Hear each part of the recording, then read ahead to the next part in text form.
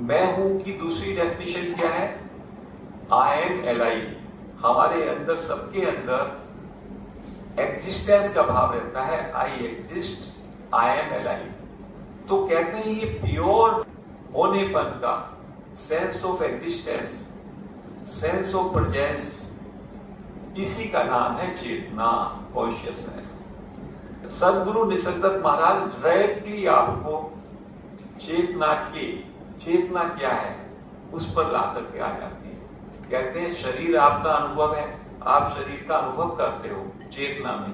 कौन अनुभव करती है? चेतना। चेतना क्या है? होनेपन का भाव।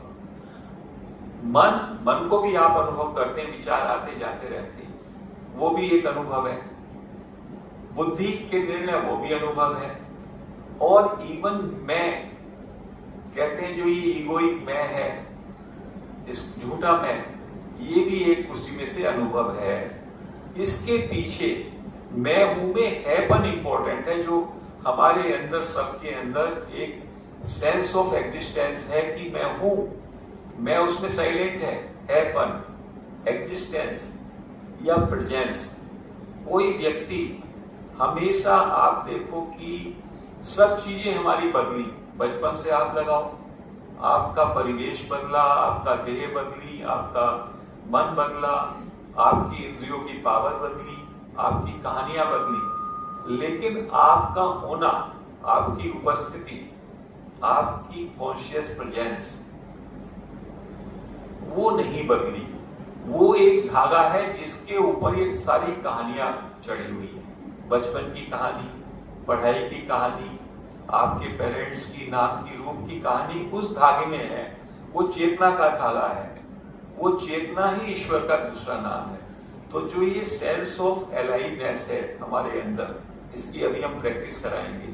तो महाराज कहते हैं यदि शुद्ध चेतना में आप विश्राम कर सको, उनके गुरु ने कहा स्टे इनटू आई एमनेस, बीइंगनेस में यदि आप थोड़ा स्थिर हो सको, और बीइंग, आई एम के साथ जो आपने जोड़ा हुआ है, I am this, I am that, this that जो भी कहानियां उनको हटा दो, तो शुद्ध चेतना में जैसे जैसे आप स्थिर होंगे, आपको अपनी ईश्वर सत्ता का ज्ञान हो जाएगा, बोध हो जाएगा।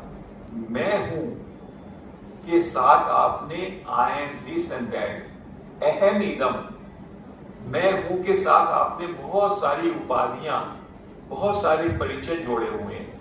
अब वो परिचय, इतने सारे आवरण जोड़े हुए हैं कि आपका मैं हूं का, शुद्ध मैं हूं का भाव उसमें पूरा दब गया।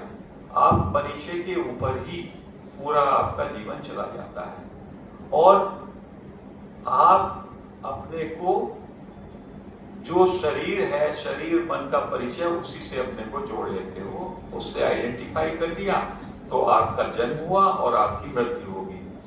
जैसे ही आप उस चेतन तत्व के साथ आपका जुड़ाव, बल्कि जुड़ाव कहना कि चेतन तत्व का जैसे ही आपको बोध होता है, तब आपको पता चलता है कि ना तो मैं ये शरीर हूं, ना मन हूं, ना बुद्धि हूं। तो चेतन तत्व में जैसे जैसे आप स्थिर होंगे, बहुत सारी चीजें, उनसे आपका आकर्षण छूट जाएगा। क्या होगा? आपकी कामनाएं खत्म होने लगेंगी, आपके डर खत्म होने लगेंगे, और सब में ज्यादा हमारी जो मुश्किल है जीवन में, वो इच्छाएं हैं और डर है। यदि इच्छाएं और डर से हम चाह से रहित हो जाएं, निष्काम हो जाएं, अचाह हो जाएं और निडर हो जाएं, तो वही सब में बड़ा आनंद है। तो इसी को कहते हैं अपने सत्य चित्त आनंद रूप का दर्शन करना। वो कैसे है उसको ही बताएंगे।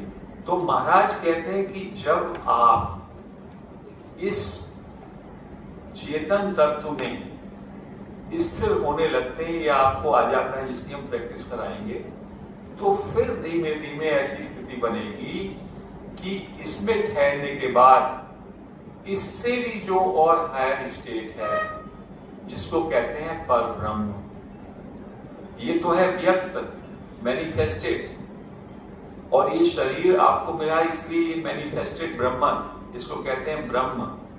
और जो अनमैनिफेस्टेड है, अव्यक्त पर ब्रह्म, जो अनादि है, जो अनंत है, जिसका ना जन्म होता है ना मृत्यु होती है, उस तत्व में आप, जो आपका वास्तविक स्वरूप है अद्वैत के हिसाब से, उसका आपको, उसका बोध भी नहीं कह सकते क्योंकि दो नहीं है, आप वही हो, ये आपको मालूम पड़ जाता है।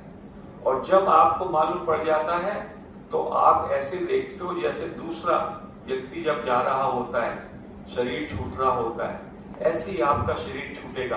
तो कहते हैं शरीर है क्या, शरीर है क्या, उसको देखें